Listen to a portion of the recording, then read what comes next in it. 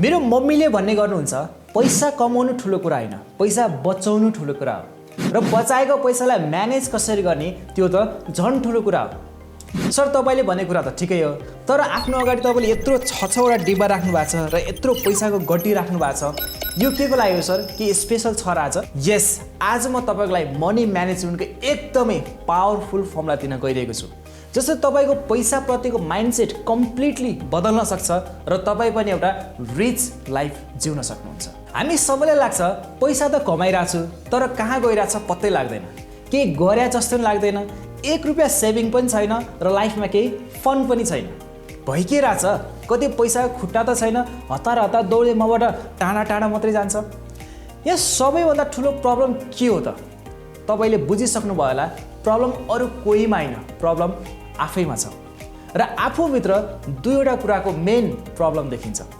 पहिलो, हामीसँग एकदम पावरफुल मनी म्यानेजमेन्ट सिस्टमको नलेज छैन, पैसालाई म्यानेज कसरी गर्ने त्यो स्किल्स पनि छैन र दोस्रो, रिच माइन्डसेट त्यसको कमी देखिन्छ।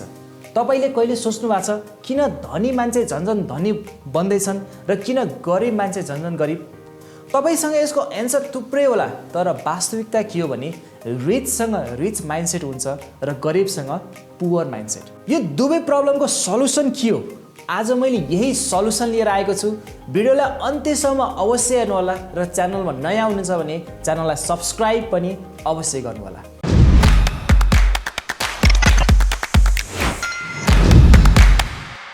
एकछिनको लागि मान्नुस्, आज तपाईँ 28 वर्षको हुनुहुन्छ, आज तपाईँले 40,000 मन्थ कमाउँदै हुनुहुन्छ। कसैको कम बढी पनि हुनसक्छ, एभरेजमा यो 40,000 लियो। अब पैसालाई म्यानेज कसरी गर्ने यसको एकदमै पावरफुल मनी म्यानेजमेन्ट फर्मुला तपाईँलाई सेयर गर्न गइरहेको छु। यहाँ तपाईँले यो 6 वटा डिब्बाहरू हेर्न सक्नुहुन्छ। पहिलो डिब्बामा हेर्नुहोस्, यहाँ 50% नेसेसिटी लेखिएको छ, यानि तपाईले कमाएको पैसाको म्याक्सिमम 50% यानि 20,000 तपाईले मन्थली घर खर्चमा लगाउन सक्नुहुन्छ, जस्तै रेन्टमा, फुडिङमा इत्यादिमा। अर्को अर्थमा तपाईले जति कमाउँदै हुनुहुन्छ त्यसको 50%ले तपाईको घर खर्च चल्नै पर्ने हुन्छ। मैले यहाँ यो 20,000 रुपैयाँ यो डिब्बामा हालेँ। यदि यतिले तपाईको घर खर्च चल्दैन भने तपाईको कमाइ सफिसिएन्ट छैन भनेर बुझ्नुस्। सर यसो भए चाहिँ के गर्ने? यसको बारेमा म एकछिनमा कुरा गर्छु। अब यो दोस्रो डिब्बा हेर्नुस्, यसमा 15% लङ टर्म लेखेको छ, यानि तपाईको कमाइको 15% अर्थात् कमाइको 6,000 लङ टर्म प्लानिङको लागि सेभ गर्नुस्। मैले यहाँ यो 6,000 रुपैयाँ हालेँ। यो पैसा तपाईले पछि घर बनाउन वा रिटायरमेन्ट प्लानिङको लागि वा छोराछोरीको एजुकेसन वा विवाहको लागि भनेर इन्भेस्ट गर्न सुरु गर्नुस्। यदि यो 50% घर खर्चबाट इनकेस केही सेभ भयो भने त्यो पैसा पनि तपाईले यो डिब्बामा हाल्न सक्नुहुन्छ। अब यो तेस्रो डिब्बा हेर्नुस्, 10% इमर्जेन्सी अकाउन्ट, यानि यो डिब्बामा तपाईको कमाइको 10% अर्थात् 4,000 रुपैयाँ हाल्दिनुस्। भगवानले नगरुन् यदि तपाईको कुनै कारणवश जब छुट्यो या अरू कुनै परिस्थिति आयो, तपाईसँग एटलिस्ट पनि 4 देखि 6 महिनाको लागि पर्याप्त फन्ड हुन एकदमै जरुरी हुन्छ। त्यो भावी जुगाडको लागि यो डिब्बाले तपाईलाई एकदमै हेल्प गर्न सक्छ। अब यो चौथो डिब्बा हेर्नुस्, यसमा 10% इन्जोय लेखा छ, यानि तपाईले मन्थली कमाएको 10% रकम चाहिँ तपाईले आफ्नो जिन्दगी जिउनमा लगाउन सक्नुहुन्छ। वर्षमा एकचोटि लङ ट्रिपमा जानुस्, कुनै एडभेन्चर गर्नुस्, हरेकको मनमा एउटा विश हुन्छ, त्यो पुरा गर्नुस्। आखिर जिन्दगी आज जिउन सकिएन भने साँचेर राखेको यो सबै पैसाको के काम? जीवन आज खुलेर जिउन सकेन भने त्यो जीवनको के अर्थ? त्यसैले त तपाईलाई भोलि बिहान उठेर केही गर्न मोटिभेट गर्छ, हौसला दिन्छ। अब यो पाँचौं डिब्बामा हेर्नुस्, 10% स्किल्स लेखेको छ। यो डिब्बा पनि तपाईले आफ्नो कमाइको 10% जम्मा गर्नै पर्ने हुन्छ। तपाईले आफ्नो करियरमा ग्रो गर्न, नयाँ नयाँ स्किल्सहरू सिक्न, कुनै नयाँ काम वा एन्टरप्रेन्योरशिपको सुरुवात गर्न, आफूलाई हरेक पल नयाँ नयाँ टेक्निकहरुसँग एजुकेट गरेर माइन्डलाई शार्प राख्न वा कुनै सेमिनार वा मिटअपमा इन्भल्भ भएर नेटवर्किङ बढाउन, ती सबको लागि यो डिब्बामा रहेको पैसा तपाईले दिल खोलेर युज गर्न सक्नुहुन्छ। र अब अन्तिममा यो डिब्बामा हेर्नुस् के लेखेको छ? यस, 5% च्यारिटी। साथीहरु, हामी पैसा कमाउन त जिन्दगी भन्ने लागेका छौं, तर तपाईँ आज यो पृथ्वीमा हुनुहुन्छ भने आफूले लिनुभन्दा पहिले केही दिन पनि अवश्य जान्नुपर्छ। एकचोटि दिएर त हेर्नुहोस्, योभन्दा खुसी र शान्ति अरू केहीमा छैन। कम्तीमा यो 5% अरूको सहयोगमा, अरूलाई हेल्प गर्नमा वा वातावरण स्वच्छ राख्नलाई सामाजिक कार्यमा अवश्य लगाउनु होला। यदि तपाईँले यो मनी म्यानेजमेन्टको ह्याबिटलाई आजबाट सुरु गर्नु भने तपाईँ हेर्दै जानुहोस्, तपाईँलाई पैसाको जरुरत जीवनमा कहिले हुने छैन। वर्ल्डको most powerful money management formula हो यो। यसले तपाईँको कम्तीमा 50% भए पनि प्रब्लम यत्तिकै सल्भ गरिदिन सक्छ र बाँकी 50% प्रब्लम भनेको तपाईँको माइन्डसेट हो, तपाईँको बिलिफ्स हो। यदि माइन्डसेट नेगेटिभ छ भने तपाईँ सधैँ गरिबको गरिब नै रहनुहुन्छ र रिच माइन्डसेट छ भने तपाईँले पनि एउटा अमेजिङ रिच लाइफ जिउन कसैले रोक्न सक्दैन। के हुन् त ती 4 रिच माइन्डसेटहरू? अब म एक एक गरी त्यो भन्न गइरहेको छु।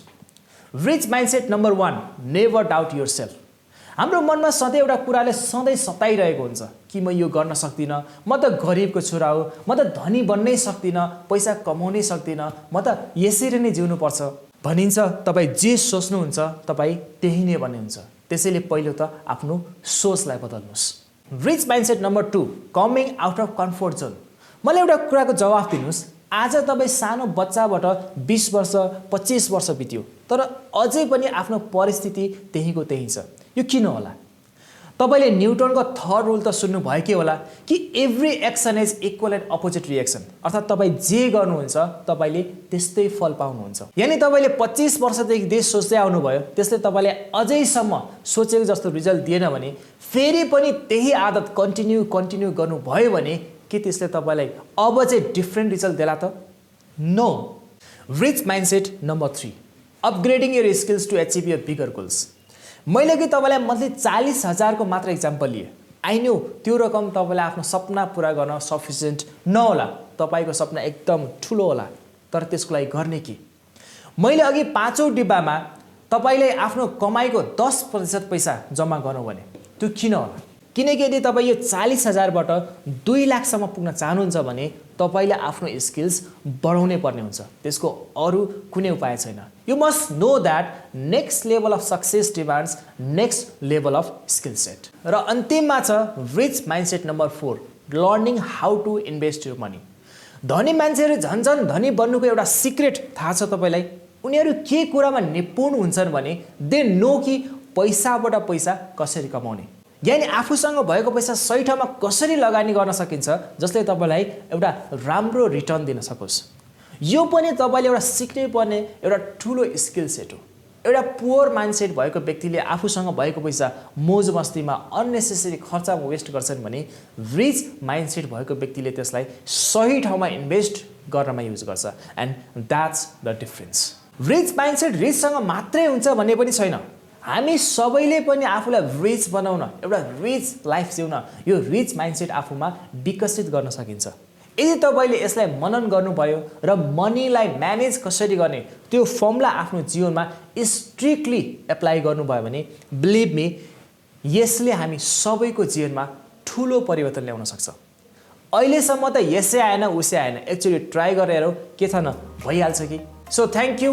तपाईलाई आजको भिडियो कस्तो लाग्यो तल कमेन्टमा अवश्य लेख्नु होला र अन्त्यमा भिडियो राम्रो लागेमा च्यानललाई सब्स्क्राइब पनि अवश्य गर्नु होला। आजको भिडियो प्रेमपूर्वक हेरिदिनु भएकोमा धेरै धेरै धन्यवाद। See you on the next video.